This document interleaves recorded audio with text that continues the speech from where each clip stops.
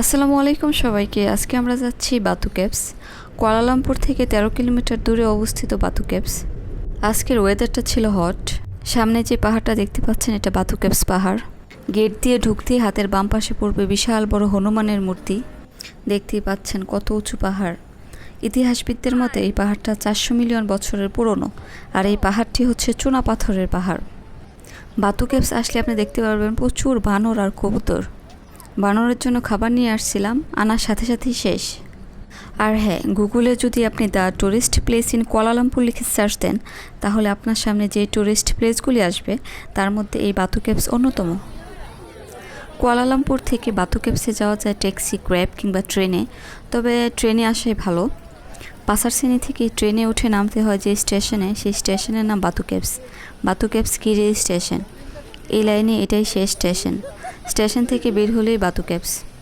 এখানে প্রচুর মাছ দেখতে পাচ্ছেন। যেহেতু এটা ওদের তীর্থস্থান, সেহেতু এখানে মাছ ধরা নিষেধ।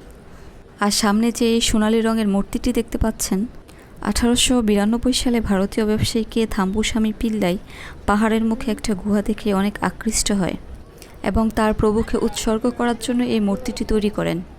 আসলে এই মূর্তিটি হলো মোরগানের। এই মূর্তিটি তৈরি করতে টোটাল খরচ হয়েছিল 24 মিলিয়ন ভারতীয় রুপি।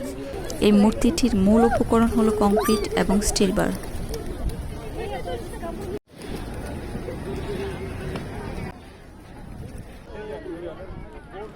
আর এর উপরে 300 লিটারের স্বর্ণের প্রলেপ ব্যবহার করা হয়েছে, আর যা আমদানি করা হয়েছে তা থাইল্যান্ড থেকে। বাতু কেভসের মূল তীর্থস্থান যেটা আছে, সেখানে পৌঁছাতে হলে আপনাকে পার হতে হবে 272টি সিঁড়ি, এবং এই সিঁড়িগুলি অনেক খাড়া, সোজা চলে গেছে উপরে। এই নিয়ে আমার 3বার উপরে ওঠা হয়েছে, এইবার আর পসিবল না, কারণ হাত পা কাঁপাকাঁপি শুরু হয়ে যায়। তো যাই হোক, এই বাতু কেভসে আসলে আপনি প্রচুর কবুতর আর বানর দেখতে পাবেন। তবে এদের থেকে একটু সাবধানে থাকাই ভালো। ছোট বানর থেকে বড় বানর, অনেক অনেক বানর। বানরগুলি খুব ঝাপাঝাপি করে, খাবার দেখলেই নিতে চায়।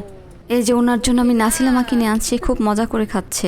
বানর দেখতে ভালো লাগে, আবার প্রচণ্ড ভয়ও লাগে। কখন জানি হাতে থাকা হ্যান্ডফোন ছুঁ মেরে পাহাড়ের চূড়ায় নিয়ে চলে যায়।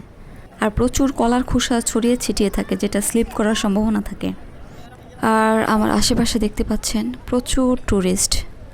তবে এখানে কোনো শর্টস অ্যালাউ না। যারা শর্টস পরে এখানে আসে তাদেরকে মেন গেট থেকে আটকিয়ে দেয়। যেহেতু এটা একটা ধর্মীয় উপাসনালয়, সেহেতু তাদের ধর্মের প্রতি তারা অনেক রেসপেক্ট করে। আর এখানে ম্যাক্সিমাম ইন্ডিয়ান, সাউথ ইন্ডিয়ান। তো যাই হোক, বাতু কেভসকে কে এসেছেন কমেন্টে জানাতে পারেন। আর অবশ্যই ভিডিও দেখে ভিডিও রিলেটেড কমেন্ট করবেন। সবাই ভালো থাকবেন, সুস্থ থাকবেন, সুন্দর থাকবেন। আল্লাহ হাফেজ।